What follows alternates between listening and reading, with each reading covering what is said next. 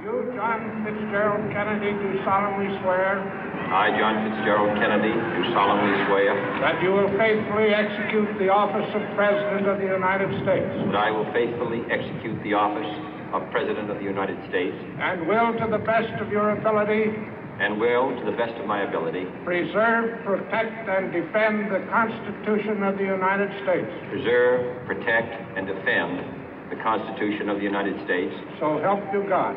So help me God.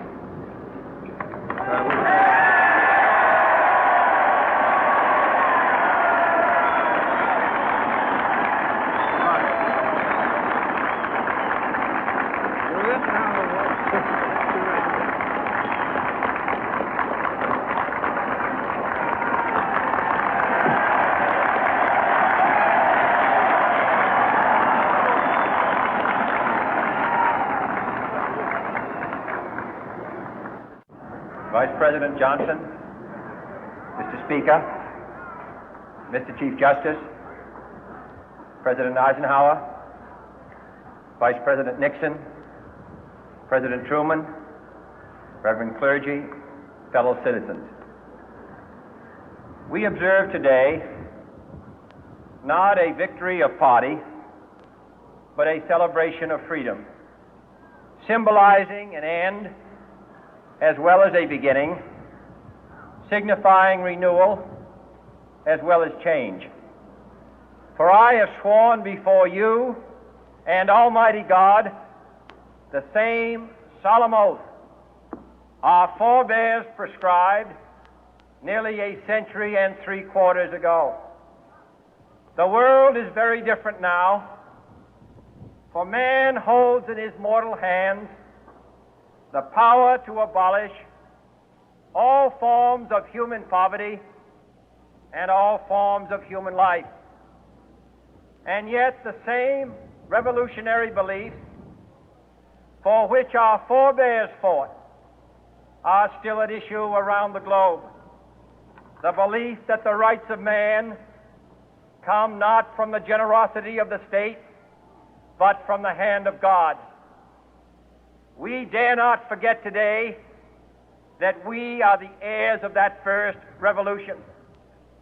Let the word go forth from this time and place to friend and foe alike that the torch has been passed to a new generation of Americans born in this century, tempered by war, disciplined by a hard and bitter peace, proud of our ancient heritage, and unwilling to witness or permit the slow undoing of those human rights to which this nation has always been committed and to which we are committed today at home and around the world.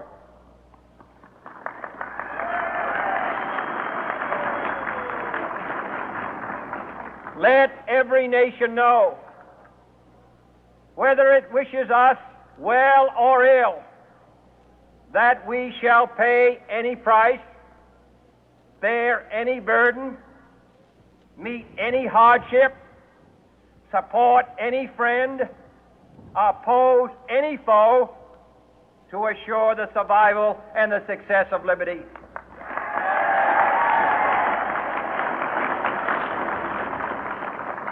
This much we pledge and more.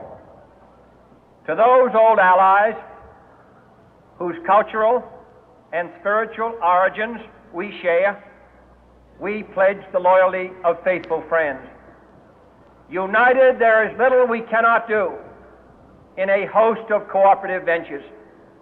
Divided, there is little we can do, for we dare not meet a powerful challenge at odds and split asunder.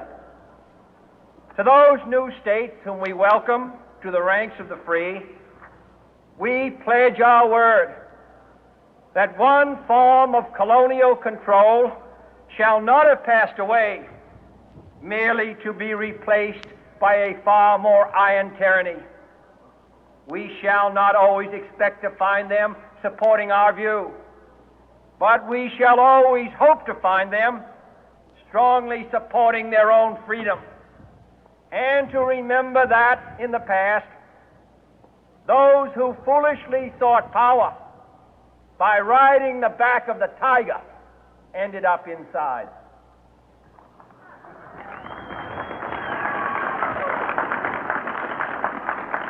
To those people in the huts and villages of half the globe struggling to break the bonds of mass misery, we pledge our best efforts to help them help themselves for whatever period is required, not because the communists may be doing it, not because we seek their votes, but because it is right.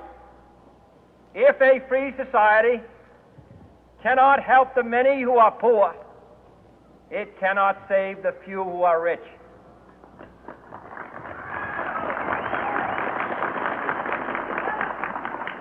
To our sister republics south of our border, we offer a special pledge to convert our good words into good deeds, in a new alliance for progress, to assist free men and free governments in casting off the chains of poverty. But this peaceful revolution of hope cannot become the prey of hostile powers. Let all our neighbors know that we shall join with them to oppose aggression or subversion anywhere in the Americas. And let every other power know that this hemisphere intends to remain the master of its own house.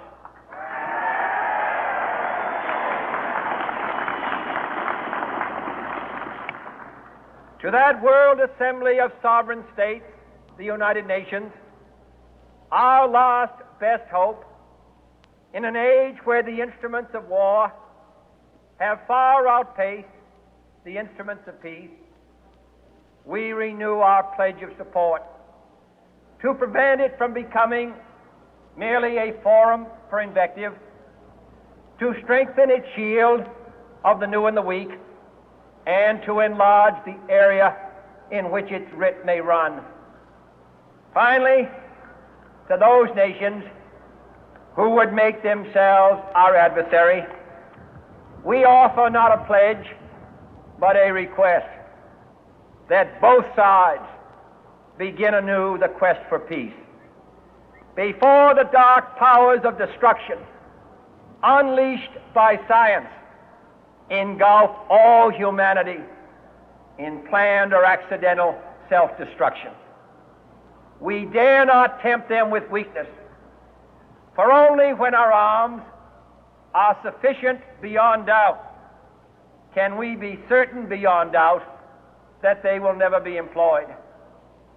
But neither can two great and powerful groups of nations take comfort from our present course, both sides overburdened by the cost of modern weapons, both rightly alarmed by the steady spread of the deadly atom, yet both racing to alter that uncertain balance of terror that stays the hand of mankind's final war. So let us begin anew, remembering on both sides that civility is not a sign of weakness, and sincerity is always subject to proof.